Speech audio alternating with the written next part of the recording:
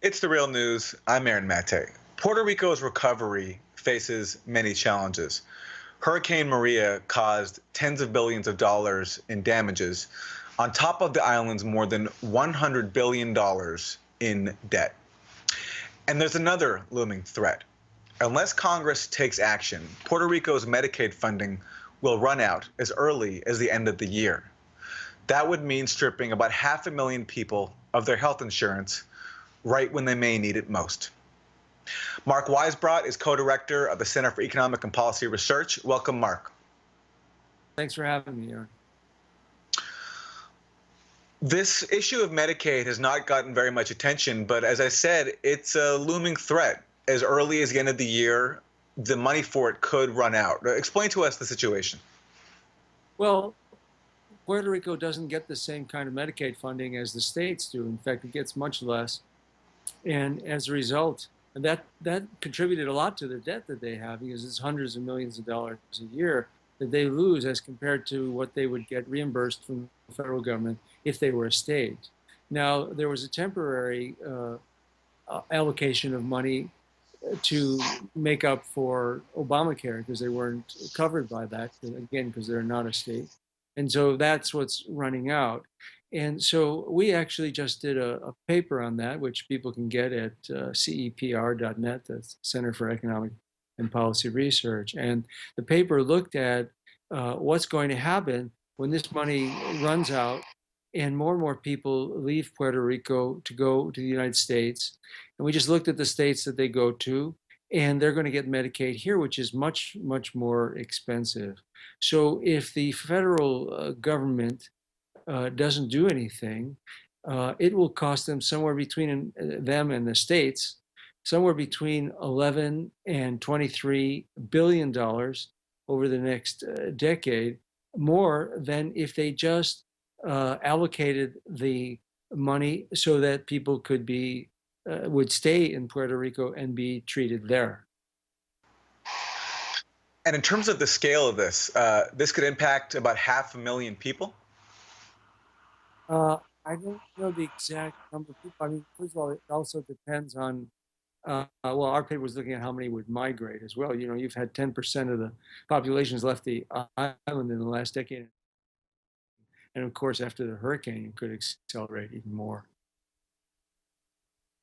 How has Puerto Rico's financial situation impacted its ability to pay for Medicaid? I mean, so many companies are on the island, like Walmart, in part because of the huge tax loopholes that they enjoy. So to what extent has that contributed to an inability of the island to cover the Medicaid expenses of its residents?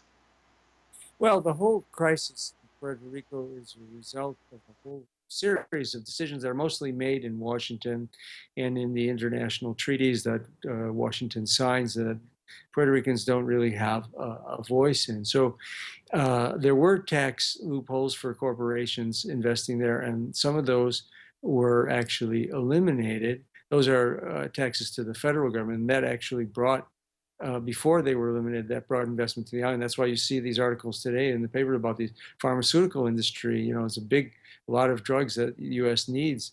Pharmaceuticals are actually produced there. But the real crisis is a result of, I mean, the most acute part of the crisis right now is the debt, because in March of last year, the US government, the Congress and the administration appointed a financial oversight board, and they came up with a 10-year austerity plan after Puerto Rico has already suffered 10 years of no growth, really, since 2005. The economy stopped growing. And so here they are with, you know, 3 times the child poverty rate we have in the United States and 2.5 times the unemployment. They just had a decade, with a lost decade without any growth. And the US government is imposing, or trying to impose, another 10 years like that, just to squeeze as much possible debt service out of them, which they really cannot pay. And I think that's what people don't really know. Most people in the United States, they see the hurricane, they see the damage, the tens of billions of dollars of reconstruction that they're going to need, and they don't see that even if this hurricane had not even hit, they got hit with something worse than a hurricane. that was already condemning the island to at least a quarter century of no growth and increasing poverty and a spiral of out migration and economic shrinkage. That is their future, even without the hurricane. And now they have this on top of it. Mark, is it fair to say that it was worse than the hurricane? I mean, given the scale of devastation that we're seeing right now? Well, I think so. I mean, the hurricane, the damage from the hurricane is not as much as what you would get from another decade and a half or 2 decades of economic decline. Well, presumably, at least the island would at least still have power, but I digress. Let me just correct the figures that I said before. So, actually, about half the island is enrolled in Medicaid services of some kind. So that's half of 3.4 million people. And if the funds run out as early as the end of the year, it would mean about 500,000 people being cut off the program entirely. So, Mark, over the past week, we've seen a few developments on this debt front. President Trump initially suggested that the debt will have to be wiped out. The next day, his budget director, Mick Mulvaney, said there's going to be no federal bailout for Puerto Rico. How do you think, as we wrap up here, how do you think it's going to play out?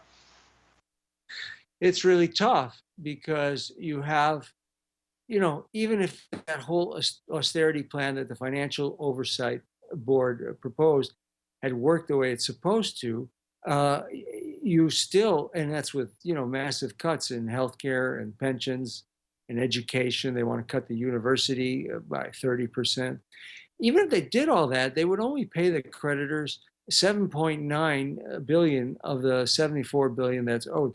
That's what I mean by this debt is not sustainable. So it's going to have to be canceled. So Trump was actually right in saying that they have to cancel the debt. Of course, once his cabinet weighed in, they walked back from it. You've got Goldman Sachs and other creditors that are involved. So that's going to have to be. They literally cannot pay this debt. The question really is how much suffering is the federal government going to inflict on Puerto Rico before they actually recognize that reality. And how will that outcome be determined? That's very tough to say. I mean, you did have 145 members of Congress sign that letter for, more U.S. military resources for distribution of food and gasoline and everything. So there's a voice in Congress. There's the Congressional Progressive Caucus. There's various members of Congress who care about it. So you will continue to get pushback from Congress. But at this point, it's really not clear how it's going to play out. Obviously, they cannot pay this debt. They cannot suffer through another decade and a half of economic decline, increasing unemployment, poverty, and immigration. I mean, these are not viable, they're not solutions, but they're not even viable scenarios. So something is going to have to give. There is a block in Congress. There are 145 members of Congress signed the last letter to Trump for more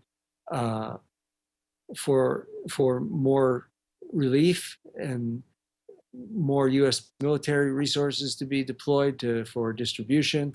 And you do have, other congressional offices that are fighting for Puerto Rico. But so far, we don't really see anything from the administration or the Congress as a whole. So we really don't know how it's going to end. And meanwhile, have you picked up any signals from the Wall Street firms that hold the debt, what they're going to be doing in their approach to this issue, these bonds that they hold that they presumably want a return on? Well, they're in court right now with the government of the island trying to get more because they rejected. Imagine they actually rejected this completely horrible austerity plan from the Fiscal Oversight Board. They wouldn't accept it because they didn't think it gave them enough. So they want to squeeze more. And it's kind of actually a little bit stupid from their point of view because if they allowed the economy to grow and then had a restructuring of the debt and a cancellation of a lot of it, which they're never going to get anyway, they could even possibly get a little more in the future. I mean, that's what happened in Argentina, for example, when they had their default and restructuring. The creditors still got some money further on after the economy had recovered. We'll leave it there. Mark Weisbrot, co-director of the Center for Economic and Policy Research, thank you. Thank you. And thank you for joining us on The Real News.